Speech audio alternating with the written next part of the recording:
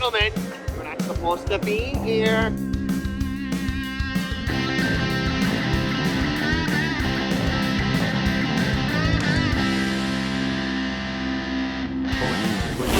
This is a closed course. Welcome to Closed Course, presented by Pins and Aces, where the mic is open and the drinks are cold. This is the spot where golf meets good company. Athletes, artists, reality stars, and the pros who live on the greens. From tee boxes to tour buses, from green rooms to greens, we're asking the questions you won't hear anywhere else. We talk sports, we talk life, we talk everything in between. No scorecards, no pressure, just good vibes and stories that'll make you laugh, think, and maybe even grab your clubs. So let's tee it up and let it fly. Hello, everyone, and welcome to another episode of your favorite golf podcast, Closed Course, presented by Pins and Aces. I'm your host, Blake Horseman, here with my co-hosts Liam and Eric, as always.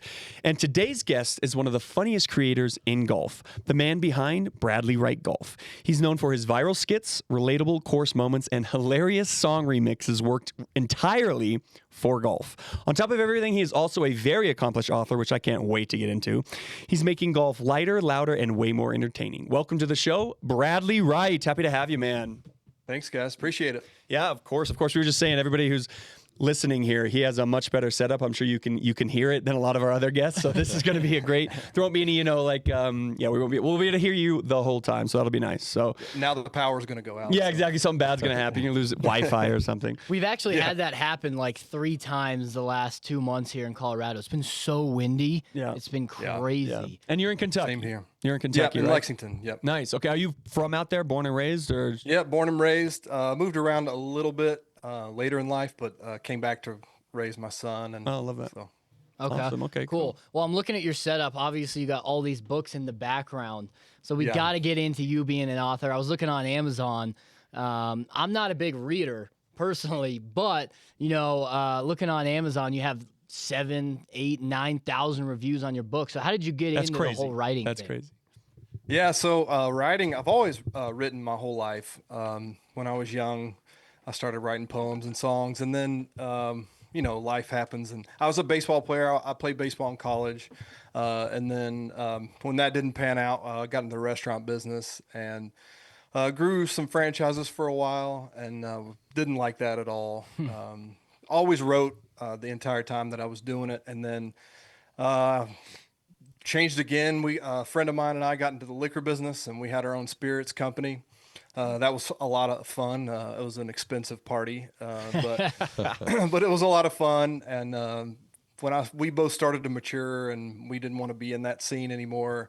So I had to decide exactly what I wanted to do, and so I ended up writing I started writing screenplays just because I love movies.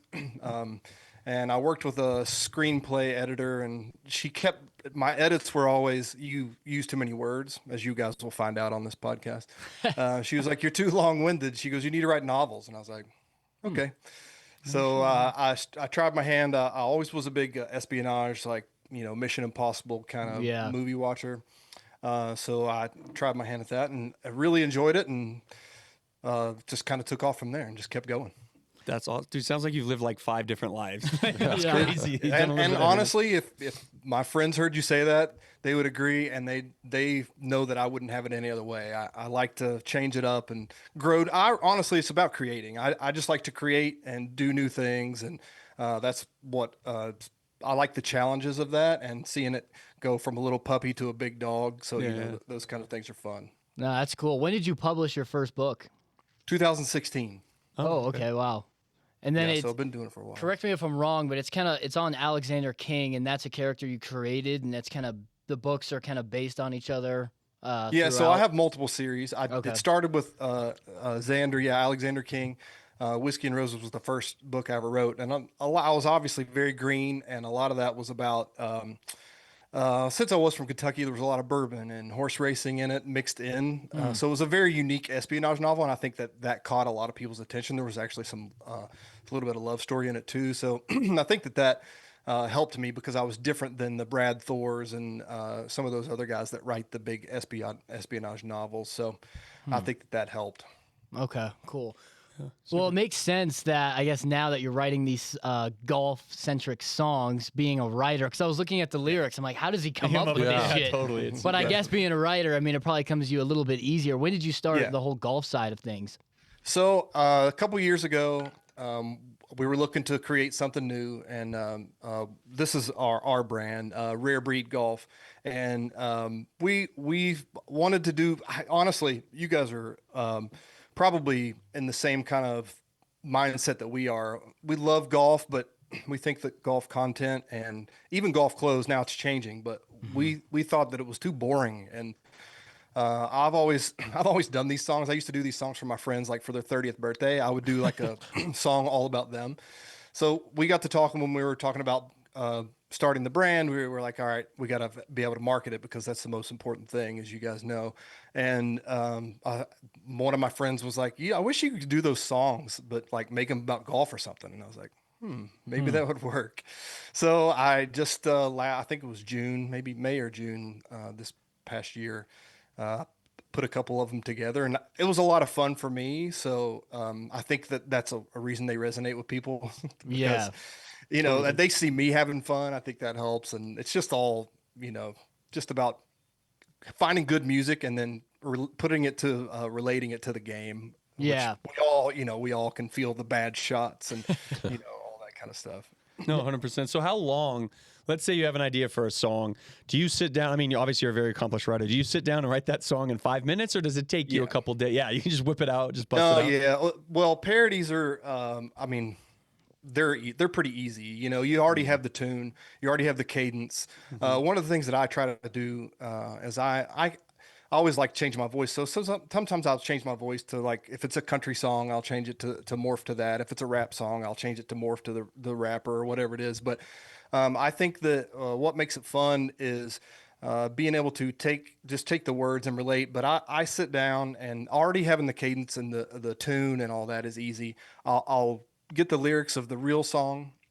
Obviously, we'll listen to the song. And what I try to do to make it more like it is I try to pattern even my cadence with the words that I use. I try to match it to the song, and sometimes even like the rhyme pattern that they used.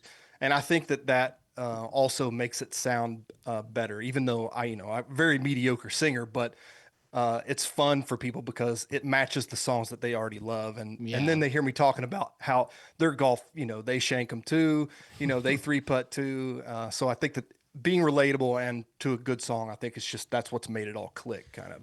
Gotcha. Would you consider yourself a musician then? Like, can you play instruments and stuff, or is it purely it's just purely the songwriting? No, I do not.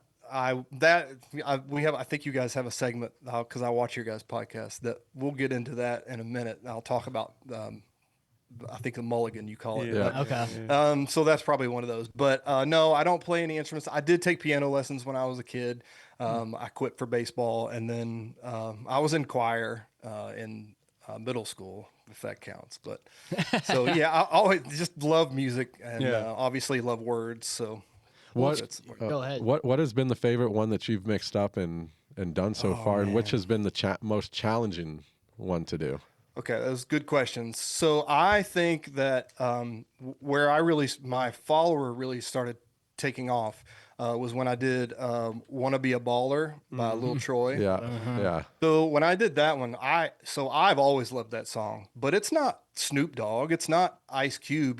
These guys that are like super. It's not Dr. Dre who are big household names. Lil Troy, Houston. They're from Houston. Shout out. Those guys always love it when I shout them out because they're so proud of Lil Troy and the rap scene down there. But so when I did Lil Troy, I put it out like I did several others before that, and I just thought, it would languish away. And all of a sudden, I don't know, it just got picked up. I think a lot of the reasons some of these take off, I think, is how I open. And those are the things that I've kind of learned. But, when you start out, want to be a golfer. And so they're like, okay, well, I want to be a golfer. And then you hit them with the next line. And they kind of, so that kind of. So I think want to be a baller was the one that really started to take off. It's got a few million views across all the sites. And the most challenging ones are always the rap songs because there's so many words. And being able to, like lip sync them and do the videos and stuff, it makes it way more difficult than say a song that you're singing. Now that changes when you do some of the songs that I do, like the Prince song that I did. When you get those high register, and I have to really stretch my voice. Those are difficult in a different way. So, but the rap songs are tough because it's more words you have to write. It's more words you have to rap. It's way harder to get them in line as far as when I'm actually recording the song. So, no, that makes sense. Have you had anyone else like reach out to you who actually like it's their song? Like I know you've done Garth Brooks and that sort of stuff. Have you ever had any of those guys reach out or comment, anything like that? No, but not an actual artist yet. But I have. One of the fun things for me, and my son's 8, so he thinks that So I grew up in the '80s. The celebrities for me were always guys like Deion Sanders and Michael Jordan and Bobby Brown. Those are the guys that I looked up to. Well, that's totally different for kids now. Yeah, they think that YouTubers and Instagram people are the celebrities, and I mean honestly, it's kind of moving that way. Just because of the influence you have, because you're more relatable than a huge superstar. I think that helps. And I think that's why companies are definitely moving toward the influencer route. But he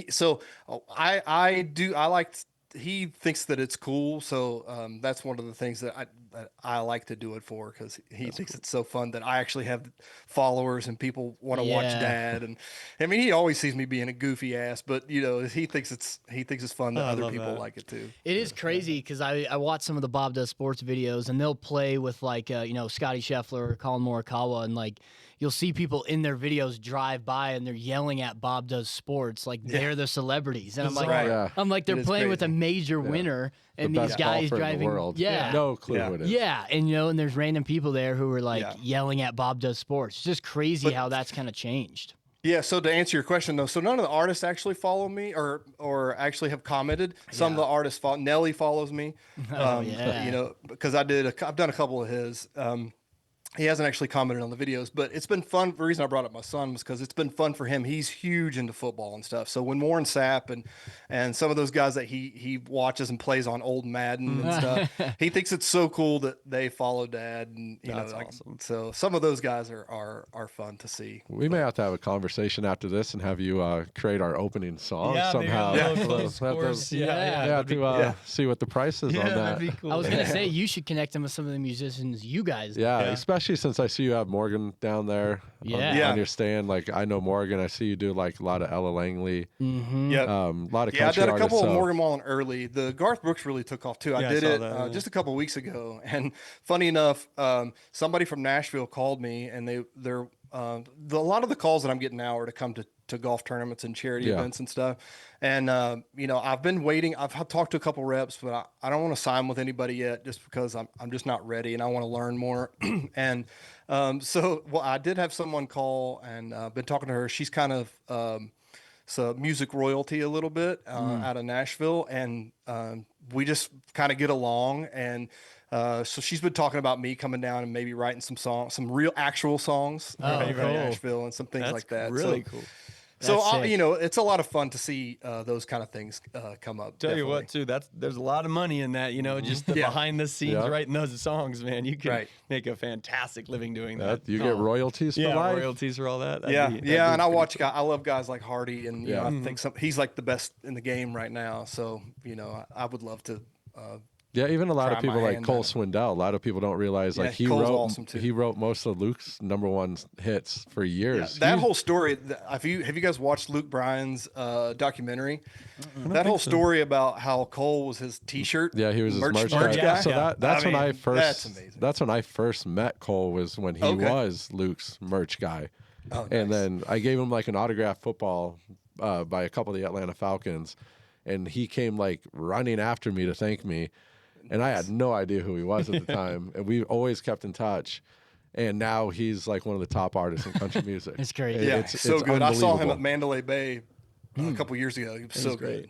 Good. Yeah, he's great. That's cool. He's fun. Yeah. Well, we talked about how you got into the golf content on Instagram. It hasn't been that long, but how did you get into the game of golf? We have a segment called First Swing. So how did you get in just the game? I think probably your normal answer. My mom and dad both played.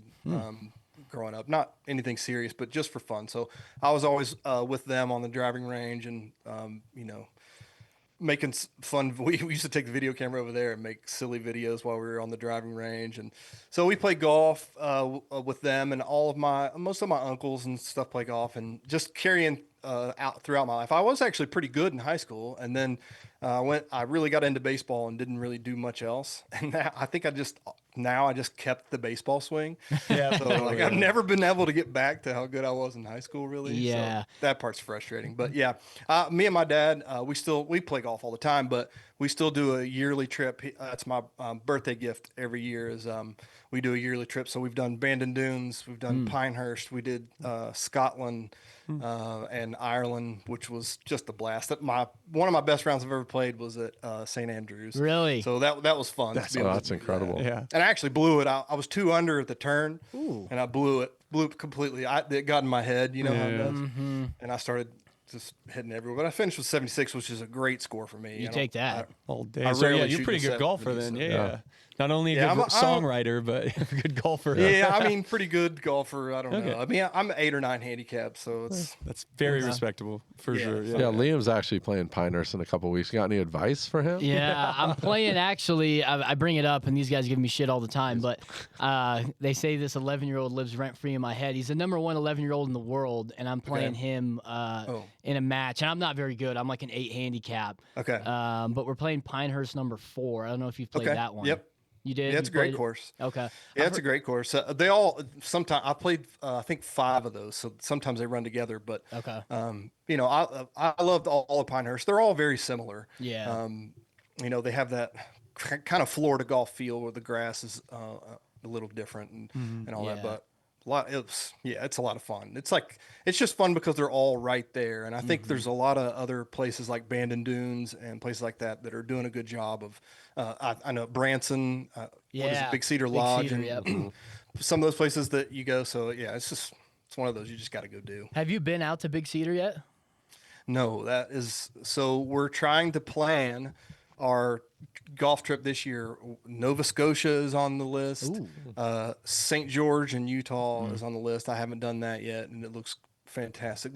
Looks like you're playing on Mars. Yeah. And then Big Cedar was one. After watching the boys play the Internet Invitational there and seeing Good go there, it just looks so fun. So yeah, we did that trip like probably a year and a half ago now. It's such an amazing place. It's so cool. Awesome. It's like the ultimate boys trip. It's just all right there on the resort. They have like these really cool pubs that are really unique. I definitely put that one on the list. It's pretty cool. Nice. Have you guys been out there? I haven't actually. No. It's really cool. And then if you do Paynes Valley, obviously you get the 19th hole. Yeah, that looks so fun. Didn't sniff the green, but it's cool to see. So yeah. See, I'm so bad under pressure. I would like duff one into the water. Oh, I know. It's like you're kind of thinking about that hole the entire round, then you get there, and then you're like, oh shit, I don't know how to pressure swim. Mounts. Yeah, the pressure mounts. They say pressure makes diamonds, but I think that's bullshit. I don't. Not for me. Definitely not for me.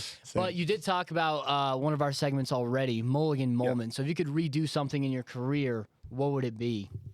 Yeah, I probably, like a lot of guests say, I would never live my life with regrets, but it all leads to where you are now, right? And I love where I'm at now. But one thing that I would do that I did not do when I was young was learn how to play the guitar, because I feel like that songwriting would be something that I would probably do on a regular basis. And it's obviously, if you're in a writing room, you don't need to know how to play guitar, but I don't have a lot of writing rooms in Lexington. So it's just me here in my basement, So if I could do anything over, I would learn how to play guitar. So. Okay. That's a good one. I like that. Yeah. Same, honestly.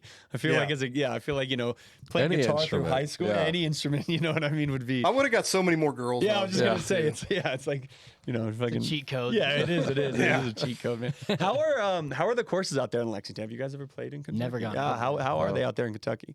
Nah, we got some great ones here. Yeah. Valhalla is probably the most popular. Yep. But Greenbrier is my home course. Greenbrier Country Club here in Lexington is my home course. But there's a lot of good munis and a lot of good public courses that aren't too expensive. Kentucky's one of these places where if there's a trend we're usually a few years behind. Okay. So there was a sweet spot there in golf where we weren't overly expensive. Obviously, I think COVID killed everybody, but Yeah. Totally. I don't mean it that way, but I know. obviously We know what you mean. but COVID was one that made everything more expensive in golf, and drove good and bad, I guess, because it drove so many new golfers there. But so we kind of rode it wasn't so expensive yet, but now everybody's starting to catch on and For sure. starting to get more I like expensive. talking to creators like yourself who have like a very niche category that they focus on. And I know you've done a couple like Play a Hole with me and stuff like that, but I would say 99% is the song making. Is that what you want to do going forward, or do you see yourself branching off and trying to do this other form of golf content? Yeah, so that's kind of I'm at a crossroads a little bit, and that's where I'm at in this. Is it kind of I didn't expect to have, across the platforms, I don't know, 170 some thousand followers already, and that was kind of the goal year 2. So it kind of happened faster than I thought, and I wasn't really ready with what I wanted to do. Obviously, the music's fun, and there's an endless amount of songs, so that helps. Yeah. But as far as growing a brand goes, I think that getting out on the course is important. So we definitely want to get out on the course and do some on-course content. I have a couple of ideas for some new series that I want to do. I like to drink. I didn't know if you guys were going to be drinking. In Kentucky, we always have a bottle of bourbon. You got the an good stag. arm length away, right? That's the good stag too. Yeah. So I'm gonna do a series, kind of like in the vein of Dave Portnoy, how he tries pizza. I'm gonna do drinks that we'll take to the course. So I'll try different beers and seltzers and rate them, and then also I want to do like batch some cocktails and just try do some of that and take them to the course. So that's something I want to try. And I got another idea that I'm working on that's more of like a travel channel type series, more informative and not quite so crazy goofy, but yeah, I definitely want to get on the course, do some on course stuff. That's great. So this could be a stupid question because I don't know if writers ever actually stop writing, but like, are you now playing golf more? You know what I mean? Creating more golf content than you are writing? Do you have, future in writing still? Like, what do you see there? Yeah. So I have a novel coming out Saturday. Well, there you go. So that'll be my 32nd novel. Wow. Shit. We were a little off with 8 tonight. Yeah. Well, I was counting the books in the background. I was like, it's more than 10. Yeah, I was looking on Amazon. I thought it was 1 of 9, but That's crazy. Yeah. I obviously writing pays the bills, and I'm going to continue to do that. The problem, since this has taken off, is I love doing this so much, the golf videos and stuff, that now I'm really backing myself into a corner with the writing. So I have to forget everything, and then focus on writing. It's so I just keep putting it off, and so it's become more of that, but I still love it. So yeah, I'll still be doing it. Well, you were telling Eric that you had a deadline, some deadlines to meet. So how does that work in the writing world? Do you just go to your publisher when you have a book ready, or it kind of sounds like you're on a deadline, you have to have a certain amount of books by a certain time? How does that whole thing work? Well, the good thing for me is I don't have to worry about a publisher. I do everything myself. Okay. So I think it's probably part of that is control. I don't want people telling me what to write and how to write it, or when to write it and when to publish it. So I think that's part of that.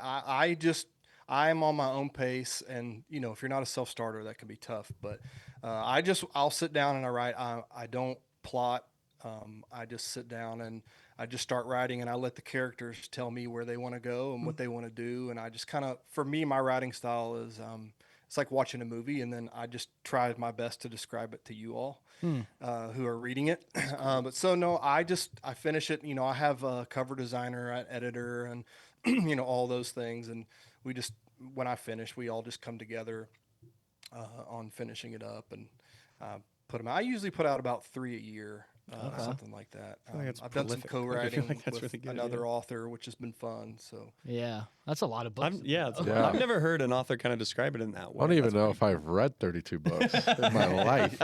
I don't think I have either. you Are you a big probably reader? I feel like you have to be. Are you a big reader as well? I used to be. I don't have time to read anymore. When you have kids and you're trying to grow businesses, you don't read much. But some of my books are in audio, so that helps.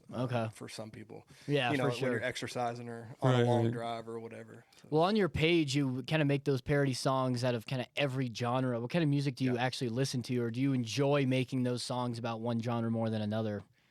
I really love I love most all music. I think that I've changed as I've grown up. I only listened to rap music and R&B when I was young. I mean, it's all that I listened to. I loved all the greats, like everybody from Bone Thugs and Harmony to Too Short. I mean, I loved all that. And then everybody loves 80s music, right? I mean, if you don't like 80s music, I mean, something's wrong. So those are always popular. And, my mom was always playing them on the radio when we were growing up. So those just stick with me. But now I've kind of more transitioned in the last 8 or 9 years, probably to more country than anything. So a lot of people talk about, the old school country, and I don't really know a lot about old school country. I've been learning the last year or two, but so I relate. I guess I relate to the lyrics more of country music now than I did when I was young, and that's probably the reason that I listen. That's to pretty more. common. Totally, Yeah, I think so well, too. we've had a couple country musicians on here, and it's crazy how many of them love golf. It seems like a pretty common thing, kind of throughout, I guess, every industry, but especially country music. Like Zach Top's a big golfer, Michael Ray's a big golfer. Ford. Yeah, Cole Swindell, Chris Cole Lane, Swindell, a lot of these guys. Yeah, It is Hardy, funny- Ernest, Co Morgan Wallen, they Wetzel's all a play. massive golfer. Yeah. Oh, yeah. It is funny to see that connection. It's definitely pretty popular. See, that would be fun for me to. I think that's a good transition for me on course is to have musicians, play like 2-man scrambles and stuff with us. Whether Nashville's only 3.5 hours from here or so, so I think that would be really fun for me to get some musicians on, and just it's good cross promoting anyway with music, and good for them maybe to be on my channels just to help. I mean, not that they need help getting their music out there, obviously, but just kind of a synergy there. I feel like I'm just like imagining like a big, pro-am or something, and you like write a walkout for like Cole Swindell. Like he's coming up and you parody a walkout for him. Like that's just kind of like, that'd be so fun. That'd be so cool. Well, since the Waste Management just happened, I got a lot of comments and messages. They're like, why are you not at Waste Management? Why are they not having you out there? Yeah. That'd be great. That would be a really cool thing. Good fit. Well, we have another segment called Dream Foursome. So we're talking about some of the country guys maybe you could play with, but if you could play with 3 other people, dead or alive, who would it be? Oh man, I feel like this is going to sound like a silly answer, but I already play with the people that I would play with. So I'm lucky in that regard. My dad, my best friends, I wouldn't change that. But if I could go out for one foursome, I mean, I got to put Michael Jordan on there. I grew up, he was my guy. I think, let's see, I'll just try to pick from different things. I think music wise, I probably would want to play with Hardy because I like his music a lot, but I do think he seems like a lot of fun. And he is a vibe. Yep, and he's also really good at golf, so maybe he could actually teach. He's a lefty. Oh yeah, that's right. That's right. That's right. And I would always, any foursome that I'm in, I would always put my dad on. So okay, it would be us 4. What about author? Who's your favorite author? I grew up reading Stephen King, and that's what that's probably the next phase for me. If I change anything in writing, is that I'll start writing horror, because that's what I always wanted to write. But Stephen King would probably be. I don't know if I'd want to hang out with him, but I loved his books when I was young. So, have you had brands or like other influencers reaching out to you about like, hey, write a song about me or write a song for me? Has that happened yet? Yeah, a little bit. That I think that's probably I don't know if you guys watched the Super Bowl. One of the big things on the Super Bowl was that they did a lot of jingles are happening, not jingles, but I'm sorry, parodies are happening on these commercials. So I feel like that's a good easy lane for me when I do get a rep, is to probably Mick Ultra is like the beer of the PGA Tour or whatever. So I feel like doing something for them is like a natural fit for me, right? Yeah. So something like that, and probably a car. You know, I've seen they did car commercials with parodies on the Super Bowl, so I think that's probably something that I would enjoy. But yeah, I've had a few brands, nobody major, but a lot of things I get are to do songs for like the member guest. Oh, yeah, yeah. all those. So they want me, so their invitation emails, they want me to do a song about their club, and I've done a couple of those. Oh, that's a good idea. Have been That's fun. cool. And I got, I'm doing a charity event in New Smyrna Beach in April. So that'll be fun. And then I'm doing one at East Lake in May, which is awesome for me because I've always wanted to play East Lake. So Yeah, that's really cool. That would be Super fun. cool. I feel like that's something that brands will definitely probably want going forward. Michelob Ultra would be super cool. I can see the Live Tour doing something like that potentially. Other clothing brands. There Just was because it's so hard to do yourself. You need yeah, someone exactly. like him. Did you see that influencer on TikTok? Or no, I don't even think she was an influencer, just a woman on TikTok who went viral. I think it was like Dr. Pepper. She like jokingly wrote like a Dr. Pepper parody. I think it was that, and and now they're using it in their commercials, and she's Really? making a ton of money I off can of it. see that. Yeah, it's crazy. Yeah, and she's just like a normal person, not an influencer or anything. Yeah, it was crazy. Yeah, Huh. yeah. That is pretty They went wild. super viral. We have one more segment here. We call it caddy advice. If you could give someone else some advice, could be golf related, could be related to life, anything. What's some advice you would give people? I think, you hear a lot of people in life when you're talking about what you want to do for a living. I think a lot of people talk about a backup plan. And I think that those people don't understand what it takes to be successful. When you have a backup plan and you spend all your time worrying about your backup plan, you don't have time to grow your passion. So I feel like forget a backup plan.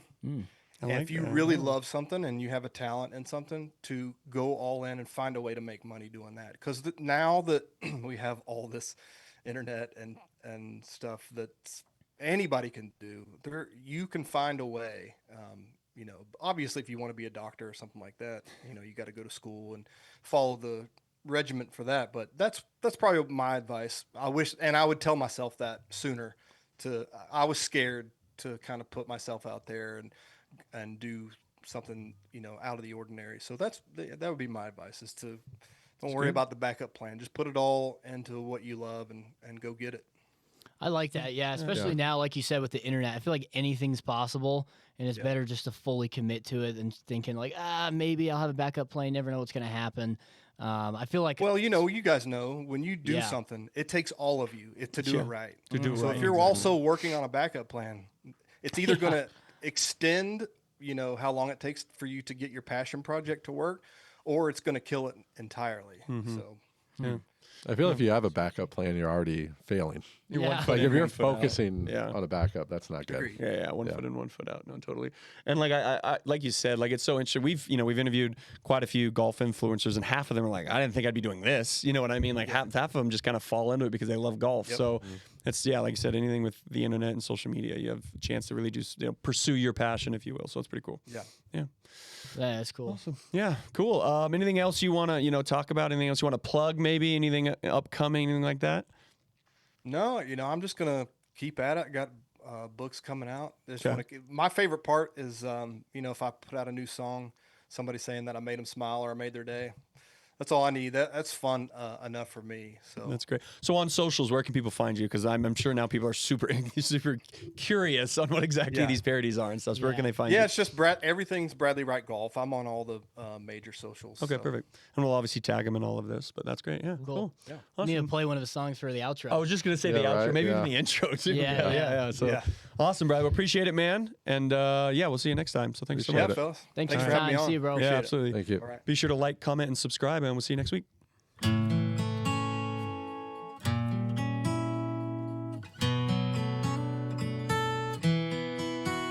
Now I love to play golf, even if I'm no good, as long as my good friends are there.